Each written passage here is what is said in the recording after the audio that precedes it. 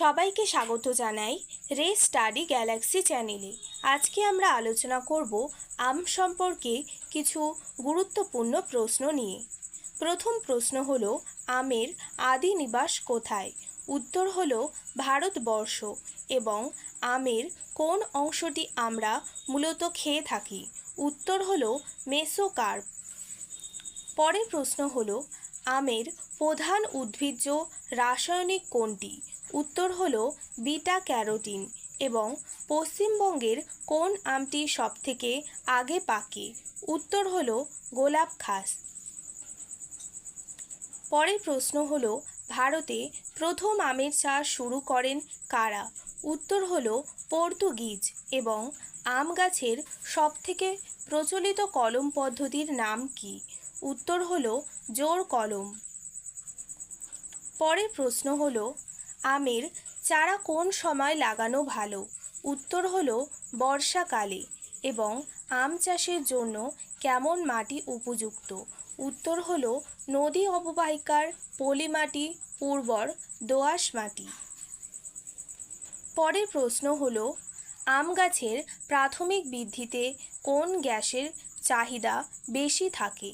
উত্তর হলো নাইট্রোজেন। এবং জাতীয় আম দিবস কোন তারিখে পালিত হয়? উত্তর হলো 22শে জুলাই। এবার পাকা আমের উপকারিতা কি কি আছে সেটা নিয়ে আলোচনা করব। প্রথমে হলো রক্তকল্পতা দূর করে, হার্টকে সুস্থ রাখে এবং হাড় মজবুত করে।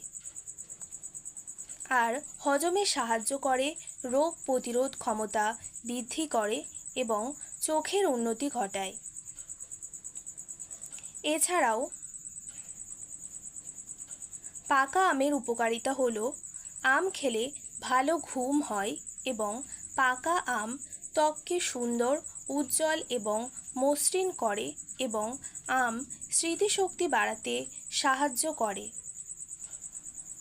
পরের প্রশ্ন হলো, হিমসাগর আমের জন্য কোন রাজ্য বিখ্যাত? উত্তর হলো পশ্চিমবঙ্গ। এবং ল্যাংড়া আম মূলত কোন শহরে জন্মে? উত্তর হলো বারাণসী। পরবর্তী প্রশ্ন হলো, ভারতে আমের সাধারণত ঋতু কোনটি? উত্তর হলো মার্চ থেকে জুন মাস। এবং আম চাষের জন্য কেমন জমি নির্বাচন করা হয়? উত্তর হলো জল নিকাশির ক্ষমতাযুক্ত উঁচু জমি।